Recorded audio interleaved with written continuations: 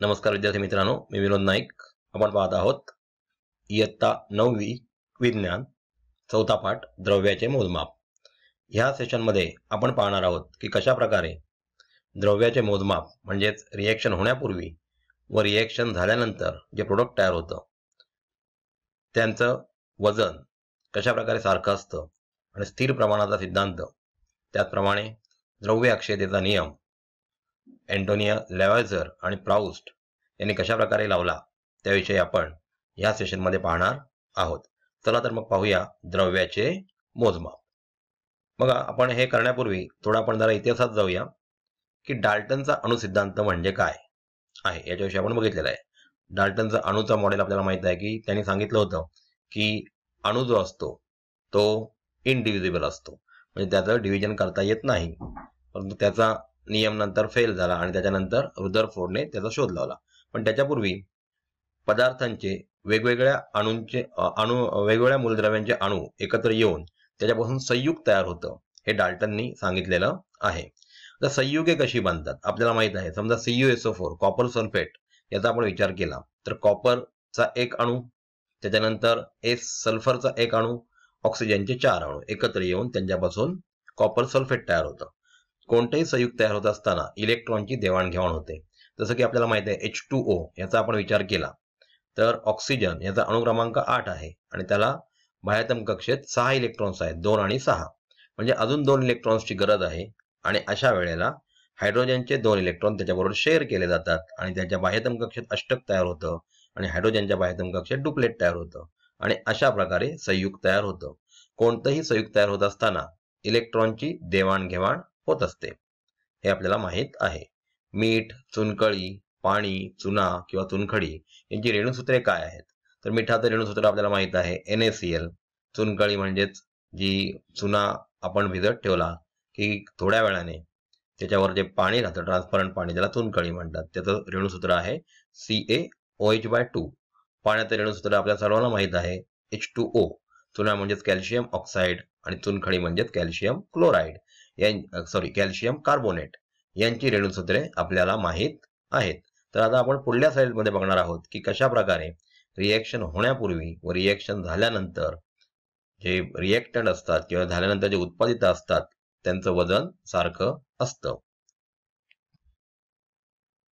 बघा विद्यार्थी मित्रांनो, रासायनिक संयोगाचे नियम. रासायनिक बदल होत असताना पदार्थांचे संघटन बदलते. म्हणजे बघा, आपण उदाहरणार्थ विचार केला की CuSO4 आणि Zn यांच्यामध्ये रिएक्शन झाली, जस्तामध्ये रिएक्शन झाली. तर आता Cu हा जो आहे, हा मूलद्रव्य जो आहे तो Zn पेक्षा कमी रिएक्टिव्ह आहे आणि त्याच्यामुळे जेव्हा रिएक्शन होते तेव्हा Cu ची जागा Zn घेतो, म्हणजे कॉपरची जागा Zn घेतो आणि आता नवीन बंध तयार होतं, म्हणजे नवीन संघटन इथे तयार झालेलं आहे. आणि त्यांची प्रॉपर्टी, जसं आपण कॉपर सल्फेटचं द्रावण जे आहे ते निळं असतं, पण झिंक सल्फेटचं द्रावण आपल्याला व्हाईटिश कलरचं दिसतं. म्हणजे रासायनिक बदल होत असताना पदार्थांचे संघटन बदलते. या संदर्भातील मूलभूत प्रयोग 18व्या व 19व्या शतकामधील शास्त्रज्ञांनी केला. कधी केला? आता तर 21वं शतक चालू आहे, म्हणजे साधारण 100-200 वर्षापूर्वी अशा प्रकारचे प्रयोग शास्त्रज्ञांमार्फत केले गेले. हे करताना त्यांनी वापरलेल्या व तयार झालेल्या पदार्थांचे अचूक मोजमाप केले व रासायनिक संयोगाचे नियम शोधून काढले. बघा, रिएक्टंट जे असतील, आपण पुढल्या स्लाइडमध्ये बघणार आहोत कशा प्रकारे मोजमाप करून त्यांनी शोध लावला की रिएक्शन होण्यापूर्वी आणि रिएक्शन झाल्यानंतर, म्हणजे जे उत्पादित तयार होतात त्यांचं वस्तुमान कशा प्रकारे सारखं असतं ते त्यांनी शोधून काढलं. डाल्टनचा अणुसिद्धांत व रासायनिक संयोगाचे नियम यांच्या आधारे वैज्ञानिकांनी विविध संयुगांची रेणुसूत्रे लिहिली. आपण सुरुवातीलाच डाल्टनचा अणुसिद्धांत काय होता ते सांगितलेला आहे. तर याच्या अणुसिद्धांताप्रमाणे वैज्ञानिकांनी काय केलं तर संयुगांची रेणुसूत्रे लिहिली. रेणुसूत्रे म्हणजे H2O हे रेणुसूत्र आहे. कोणाचं? तर पाण्याचं. किंवा आपण म्हणतो H2SO4 सल्फ्युरिक ऍसिडचं रेणुसूत्र 2 हायड्रोजन 1 सल्फर आणि 4 ऑक्सिजन मिळून होतं. आपण येथे ज्ञात रेणुसूत्रांच्या आधारे रासायनिक संयोगांचे नियम पडताळून पाहणार आहोत. आता आपल्याला जी रेणुसूत्र माहित आहेत त्याच्यावरून आपण आता पडताळा घेणार आहोत की कशा प्रकारे त्यांचं रेणुसूत्र लिहिलं जातं. चला तर मग पाहूया रेणुसूत्र लिहिण्याची पद्धत, म्हणजे रासायनिक संयोगाने कशी लिहिली जातात ती आपण बघूया. बघा, आपल्या स्क्रीनवर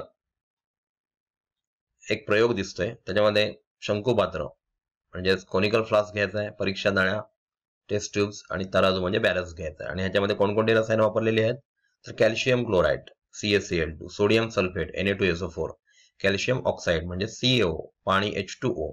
आता काय करायचं, एका मोठ्या शंकुपात्रात आपल्याला 56 ग्रॅम कॅल्शियम ऑक्साईड घ्यायचं आहे आणि 18 ग्रॅम पाणी टाकायचं आहे. तर आता काय होईल, यांच्यामध्ये कॅल्शियम ऑक्साईड आणि पाणी म्हणजे H2O टाकलं की याच्यापासून आपल्याला CaOH/2 कॅल्शियम हायड्रॉक्साईड म्हणजे चुनखडी तयार झालेली दिसेल. तर तयार झालेल्या पदार्थाचे वस्तुमान मोजलं असता आपल्याला असं साधारण दिसतं की रिएक्शन होण्यापूर्वी जेवढं वस्तुमान होतं तेवढंच वस्तुमान आपल्याला रिएक्शन झाल्यानंतर जे प्रोडक्ट तयार झाले कॅल्शियम हायड्रॉक्साईड त्याच्यामध्ये दिसतं. म्हणजे दोन्हीकडले वस्तुमान आपल्याला सारखेच दिसतात. तर दुसरी कृती बघा, कॅल्शियम क्लोराईडचे द्रावण शंकुपात्रात घ्या व सोडियम सल्फेटचे द्रावण परीक्षा नळीत घ्या. आता बॅलन्सवर कशा प्रकारे ह्याचं वेट दिसतं ते आपण पुढल्या स्लाइडमध्ये बघणार आहोत. तत्पूर्वी कॅल्शियम क्लोराईड म्हणजे CaCl2 एका शंकुपात्रात घ्यायचं आणि त्याच्यात टेस्ट ट्यूब घ्यायचे सोडियम सल्फेटचे. म्हणजे सुरुवातीला ही रिएक्शन होऊ द्यायची नाही, पहिला आपण रिएक्शन होण्यापूर्वी रिएक्टंट जे आहेत कॅल्शियम क्लोराईड आणि सोडियम सल्फेट यांचं जे द्रावण घेतलेलं आहे त्यांचं वेट काढायचं आहे. परीक्षा नळीला दोरा बांधून काळजीपूर्वक ती शंकुपात्रात सोडा, म्हणजे जेणेकरून Na2SO4 CaCl2 बरोबर पहिलंच रिएक्ट नाही झालं पाहिजे. रबरी बूच लावून शंकुपात्र हवा बंद करा. शंकुपात्राचे तराजूच्या साहाय्याने वजन करा. आपल्याला बॅलन्सच्या साहाय्याने वजन करायचं आहे. तसंच आता शंकुपात्र तिरके करून परीक्षा नळीतील म्हणजे वजन करून झाल्यानंतर ही परीक्षा नळी तिरकी करायची आहे, जेणेकरून शंकुपात्रातील द्रावणात म्हणजे कॅल्शियम क्लोराईडमध्ये त्याची Na2SO4 बरोबर रिएक्शन होईल. आता पुन्हा शंकुपात्राचे वजन केलं तर तुम्हाला कोणते बदल झालेले दिसतात हे आपण आता पुढील स्लाइडच्या मार्फत सिद्ध करणार आहोत. बघूया तर हा नवीन प्रयोग. पहा, इथे कॅल्शियम क्लोराईडचं द्रावण आपल्याला दिसतं टेस्ट ट्यूब मध्ये आणि Na2SO4 यांचं रिएक्शन होण्यापूर्वीचं वेट 300.23 ग्रॅम इतकं दिसतंय. आता ते शंकुपात्र हवा बंद करून त्याच्यामध्ये परीक्षा नळी थोडी टिल्ट करायची आहे, म्हणजेच जेणेकरून कॅल्शियम क्लोराईड आणि Na2SO4 यांची रिएक्शन होईल. आता आपल्याला माहिती आहे या दोघांची रिएक्शन झाली की याच्यामधून 2NaCl आणि कॅल्शियम सल्फेट CaSO4 तयार होतो. आता हे झाल्यानंतर काय होईल तर NaCl द्रावणातील CaSO4 चा पांढरा अवक्षेप आपल्याला मिळतो. परंतु आता बघा, तराजूवर आपल्याला वेट जे पूर्वी होतं तेच दिसतंय, म्हणजे 300.23 ग्रॅम. याला द्रव्य अक्षयतेचा नियम असं म्हणतात. विद्यार्थी मित्रांनो, आता हा द्रव्य अक्षयतेचा नियम काय आहे आणि त्याचा शोध कोणी लावला याच्याविषयी आपण इथे बोलणार आहोत.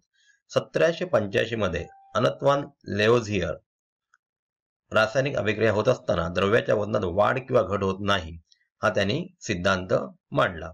रासायनिक अभिक्रियेतील अभिक्रियाकारकांचे एकूण वजन व रासायनिक अभिक्रियेतून निर्माण होणाऱ्या उत्पादितांचे एकूण वजन हे सारखेच असते. याला द्रव्य अक्षयतेचा नियम असे म्हणतात. आता मागील ह्याच्यामध्ये बघा, स्लाइडमध्ये आपण बघितलं होतं की CaCl2 आणि Na2SO4 यांचं रिएक्शन होण्यापूर्वीचं वेट आणि रिएक्शन झाल्यानंतरचं वेट हे दोन्ही वेट आपल्याला सारखे दिसले, म्हणजे याचा अर्थ दोन्ही वजनामध्ये काही फरक पडला नाही. याला द्रव्य अक्षयतेचा नियम असे म्हणतात. आता इथे बघूया स्थिर प्रमाणाचा नियम. आता ह्याचा शोध कोणी लावला तर फ्रेंच शास्त्रज्ञ प्रूस्ट यांनी सन 1794 मध्ये हा नियम मांडला. संयुगांच्या विविध नमुन्यांमधील घटक मूलद्रव्यांचे वजनी प्रमाण नेहमी स्थिर असते.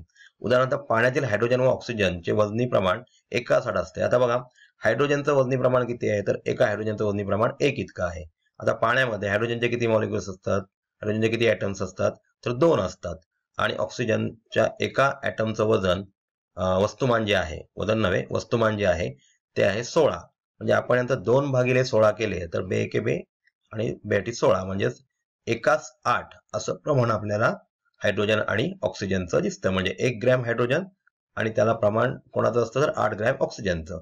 याच्या रासायनिक संयोगाने 9 ग्रॅम पाणी तयार होतं. म्हणजे बघा, याच्यामध्ये 1 ग्रॅम हायड्रोजन वापरला गेलेला आहे आणि 8 ग्रॅम ऑक्सिजन वापरला गेलेला आहे. म्हणजे रासायनिक संयोग होऊन त्याच्यापासून हायड्रोजन आणि ऑक्सिजनच्या 9 ग्रॅम इतकं पाणी तयार होतं. याला स्थिर प्रमाणाचा नियम असे म्हणतात.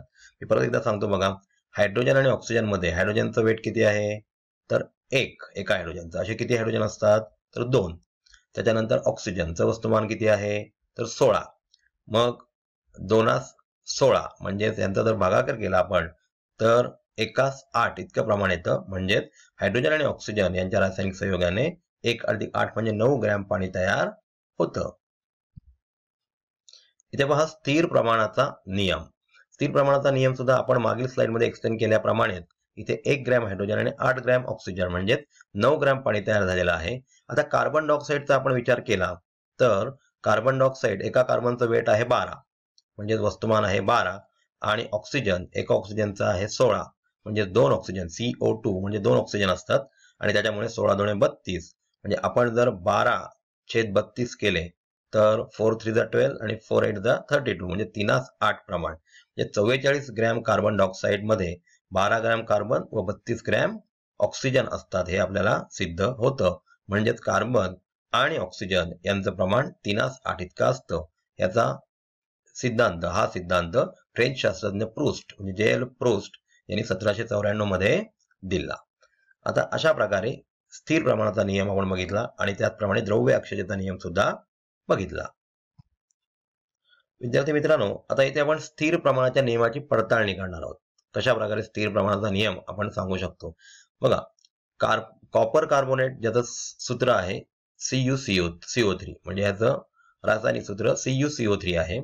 च्या विघटनाने तसेच कॉपर नायट्रेट म्हणजे CuNO3/2 आता ही वेगवेगळी दोन संयुग आहेत. यांचं जर विघटन केलं तर कॉपर ऑक्साईड तयार होतो म्हणजे CuO तयार होतो. आता या तयार झालेल्या CuOचं जर हायड्रोजन वायूवर अभिक्रिया केली तर याच्यापासून 6.4 ग्रॅम तांबे आणि 1.6 ग्रॅम पाणी मिळते. यावरून आता सिद्धांत कसा आपण सिद्ध करू शकतो ते बघूया. कॉपर ऑक्साईडचे हायड्रोजन बरोबर अभिक्रिया होऊन पाणी हे संयुग कॉपर हे मूलद्रव्य असे 2 ज्ञात पदार्थ तयार झाले. त्यापैकी पाणी किती आहे तर H2O. या संयुगात H व O आपण बघितल्याप्रमाणे 1/8 त्यांचं प्रमाण असणार आहे. मग 1 + 8 किती झाले तर 9 म्हणजे 9 ग्रॅम पाण्यामध्ये 8 ग्रॅम ऑक्सिजन म्हणजे म्हणून 1.8 ग्रॅम पाणी किती असतील तर 8/9 म्हणजे 9 ग्रॅम पाणी आणि त्याच्यात 8 ग्रॅम ऑक्सिजन. तर ऑक्सिजनचं प्रमाण काढतोय तर 1.8 ग्रॅम मध्ये किती असावेत म्हणून त्याला 1.8 ने इथे मल्टिप्लाय केलेलं आहे. तर ह्याचं आन्सर येतं 1.6 ग्रॅम ऑक्सिजन आहे. हा ऑक्सिजन 8 ग्रॅम कॉपर ऑक्साईड मधून आला. कॉपर ऑक्साईड म्हणजे CuO मधून हा 8 ग्रॅम ऑक्सिजन आलेला आहे. याचा अर्थ कॉपर ऑक्साईडच्या दोन्ही नमुन्यातील प्रत्येकी 8 ग्रॅम राशीचे 6.4 ग्रॅम व 1.6 ग्रॅम ऑक्सिजन आहे. 6.4 ग्रॅम कॉपर आणि 1.6 ग्रॅम ऑक्सिजन आहे. यांचं जर आपण प्रमाण बघितलं तर ते 4 असे घेतं.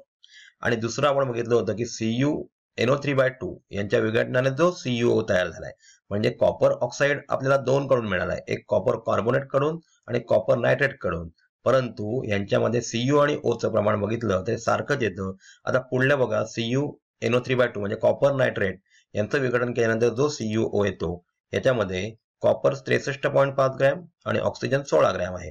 म्हणजे CuO मध्ये जर आपण त्यांचा रेशिओ घेतला तर तो रेशिओ साधारण 3.968 आणि त्याला 1 म्हणजे साधारण 4:1 असा येतो. म्हणजे याचा अर्थ हा स्थिर प्रमाणाचा सिद्धांत आपण इथे बघितलेला आहे. म्हणजे कॉपर ऑक्साईड मध्ये ते कशाही मार्गाने आलेलं असलं तरी कॉपर आणि ऑक्सिजन यांचं प्रमाण 4:1 असतं. त्याचप्रमाणे पाण्यामध्ये आपण बघतो की पाणी तुम्ही कुठलंही घ्या, समुद्राचं पाणी घ्या, ओढ्याचं पाणी घ्या, तलावाचं पाणी घ्या, नळाचं पाणी घ्या, विहिरीचं पाणी घ्या किंवा बोरिंगचं पाणी घ्या, कोणत्याही पाण्यामध्ये हायड्रोजन आणि ऑक्सिजनचं वजनी प्रमाण 1/8 असतं. याला स्थिर प्रमाणाचा सिद्धांत असे म्हणतात.